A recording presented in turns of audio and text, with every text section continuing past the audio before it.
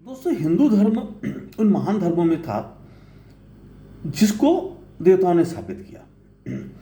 जो मनुष्य लाए गए हम लोग, वो दूसरी दुनिया से लाए गए, दूसरे ग्रहों से लाए गए, यहाँ स्थापित किया और हमारी रक्षा के लिए खुद देवता लाए।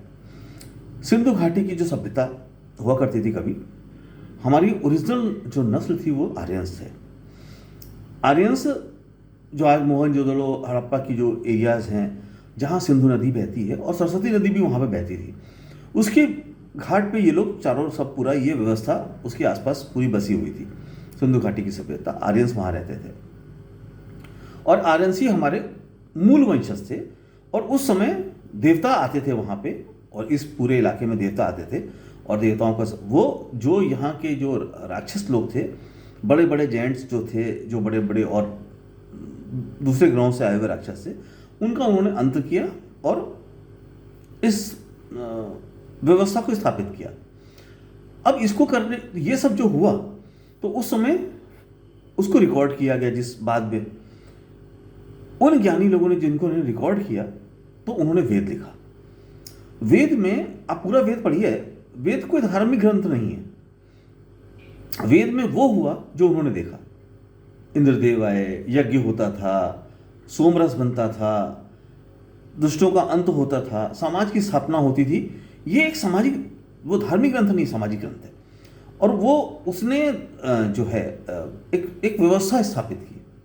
वो हिंदू धर्म की जो व्यवस्था थी वो एक्चुअली हिंदू धर्म की व्यवस्था नहीं थी, वो एक इंसानियत की व्यवस्था थी कि इंसान को किस तरह से रहना चाहिए। और हमारी संस्कृत लैंग्वेज भी वो देव वाणी थी, क्योंकि देवता उस संस्कृत लैंग्वेज को बोलते थे। अब देखिए साहब, मैं इसको फिर ये व्यवस्था ध्वस्त कैसे हुई? व्यवस्था ध्वस्त ऐसे हुई कि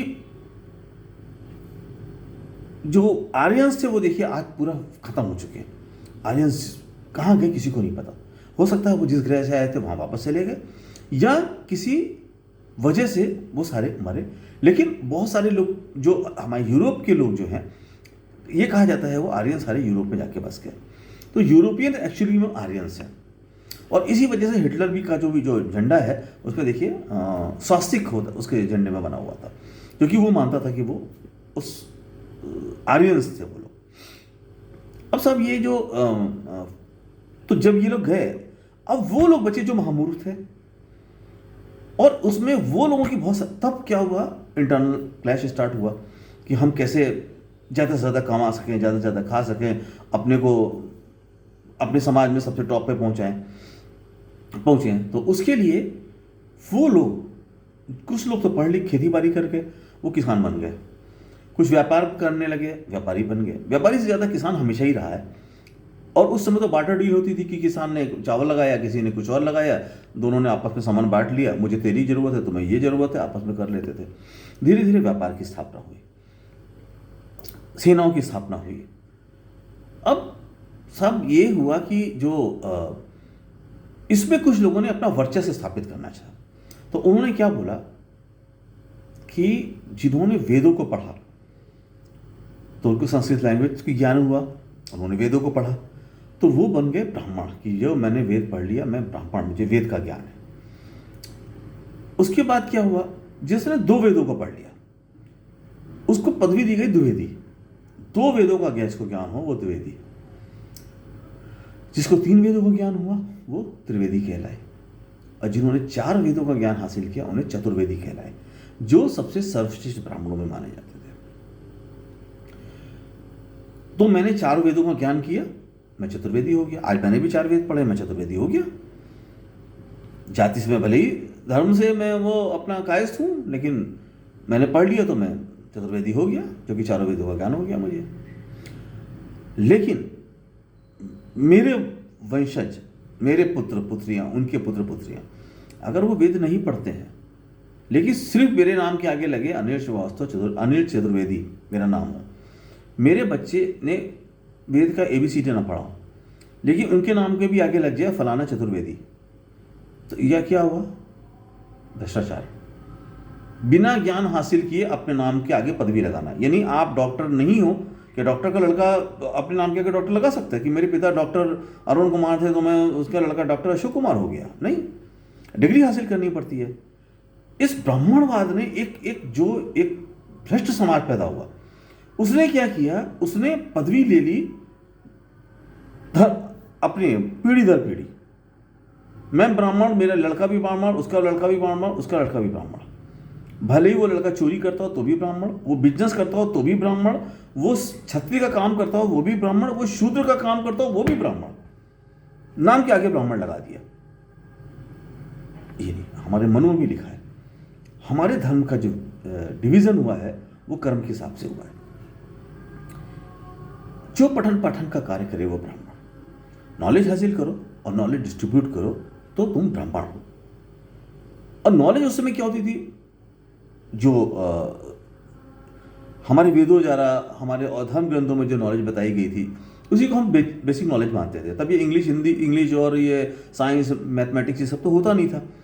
तो क्या होता था, वही नॉलेज होती थी कि हम अपनी संस्कृति को कैसे जिंदा रखें, इंसानियत को कैसे जिंदा रखें, भलाई का काम कैसे करें, वही पढ़ाया जाता था। अच्छे संस्कार दिए जाते थे स्कूलों में। कोई ऐसी टेक्निकल एजुकेशन तो नहीं होती थी।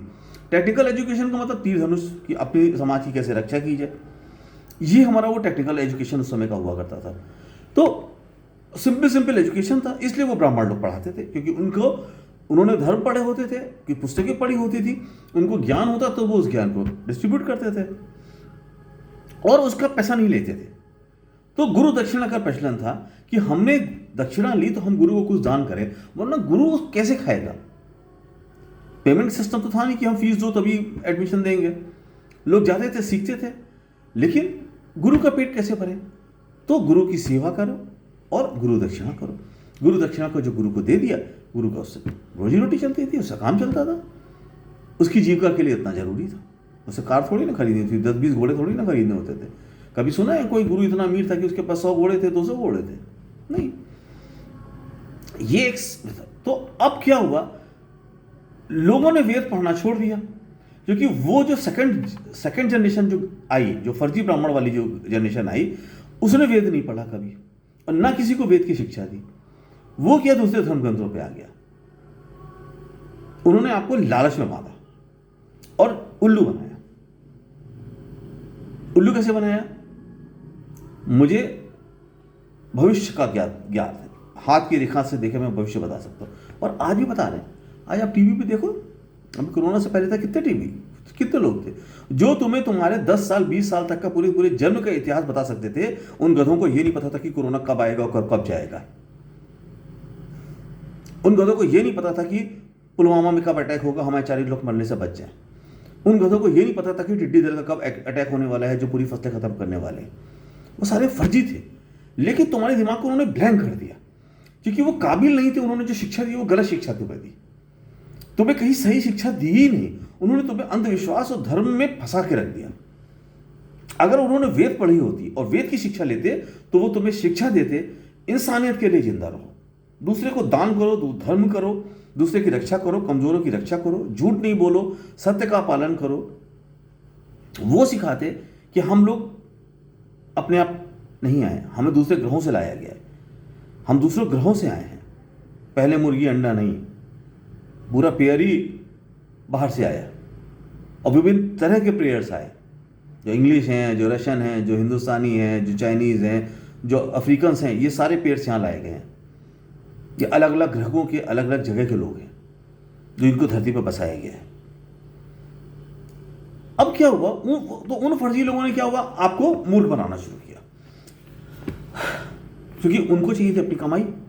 तो उन्होंने क्या किया कि भाई मुझे इतना पैसा दे दो, दक्षिणा चढ़ा दो, मैं तुम्हारा हाथ देखता हूँ, और तुम्हें बता दिया।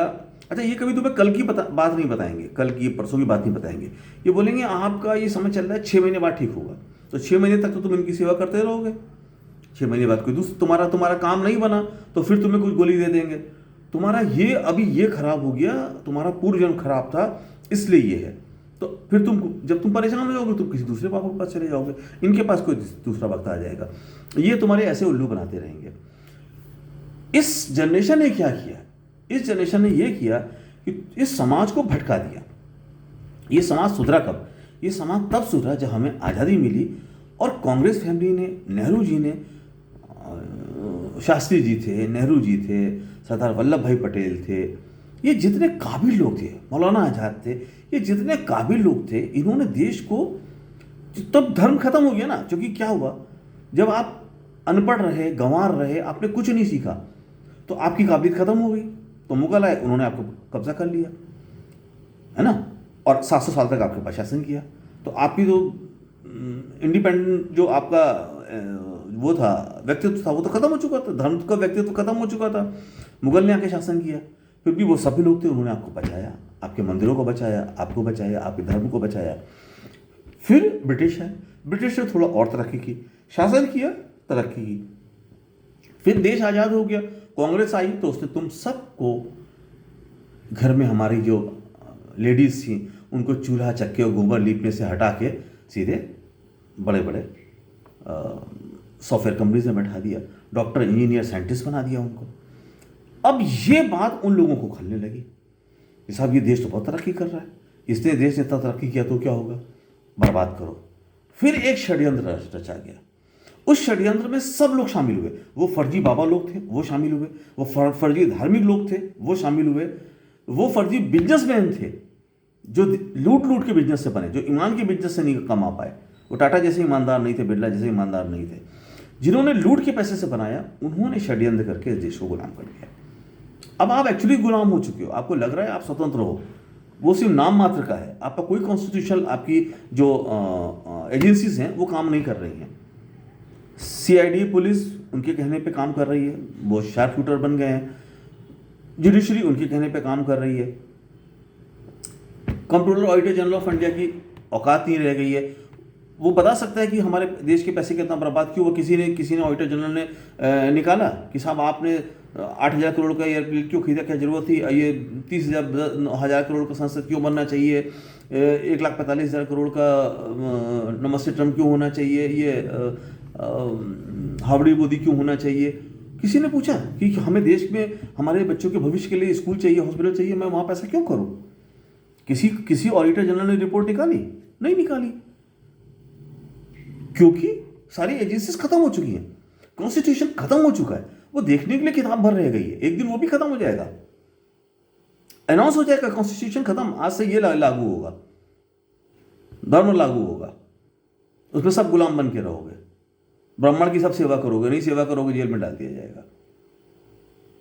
क्योंकि तुम मूर्ख हो, इसलिए तुम मूर्खता से उस पीरियड का वेट करोगे कि वो समय आए तब हम देखेंगे क्या होगा, उसको पहले से नहीं रोकोगे। छोटे से बिजनेस में भी प्रोएक्टिव अप्रोच को ध्यान में रखा जाता है, क्या होने वाला है इसको प्रोजेक्ट करके ही बिजनेस चलता है। तुम देश चला रहे हो, अपने धर्म को चला रहे हो, अपने समाज को चला रहे हो बिना किसी प्रोजेक्शन के, तुम नहीं देख रहे हो क्या हो रहा है। जिनके पास भी जो अधिकार हैं, उनको जिन पद पे बैठाया गया है, उनका ये काम है कि उनके देश वो अपने काम को ढंग से करें। देश के जो नेता हैं उनका काम है देश को अच्छे से चलाना। जो देश की पुलिस है उसका काम है नेताओं की सेवा नहीं करना, उसका काम है समाज की सेवा करना, गरीबों की सेवा करना, जो रिक्वायर्ड है जो है उसको हेल्प पहुंचाना, करप्शन रोकना, क्राइम रोकना। कौन रोक रहा है, कौन कर रहा है? जुडिशरी का काम है, वो आदमी जिसको सबसे लास्ट आदमी है, जो कहीं से जिसको न्याय मिल नहीं सकता, उसको न्याय दिलवाना। आपको तो आप कोर्ट पे चले जाओ, वकील की फीस देख लो और जज के नीचे बैठे पेशकार के पैसे देख लो, उसके बिना तुम्हारा केस कभी लंबा ही नहीं, डेट ही पड़ती रहेगी, तुम मर जाओगे, तुम्हारी डेट खत्म नहीं होगी, तुम्हारा फैसला नहीं होगा बिना पैसे दिए हुए। न्यायालय नाम की कोई चीज़ रह नहीं गई, पुलिस नाम की कोई चीज़ रह नहीं। मैं ये नहीं कह रहा हूँ सब खराब है, डेफिनेटली सब खराब हो जाएंगे तो पूरा ध्वस्त हो जाएगा। वो कुछ लोग बचे हुए जहाँ जिनका अंदर जमीर कहीं ना कहीं है, वो कुछ ना कुछ अभी मेंटेन करके चल रहे हैं, जिस दिन वो भी खत्म हो जाएगा तो सब खत्म। तो जो मेरे नए बच्चे हैं, जो मेरा देश का भविष्य है, वो सोचो कि वो आपके देश के बारे में क्या सोचते हैं, वो क्या सोचते होंगे कि वो किस तरह से आगे बढ़ेंगे, वो कैसे डॉक्टर, इंजीनियर, साइंटिस्ट, उनके पास क्या अपॉर्चुनिटी होगी। कुछ नहीं होगी, सब आज यंग यूथ जो है गुंडे बदमाशों में और सब में कन्वर्ट हो जाएगा।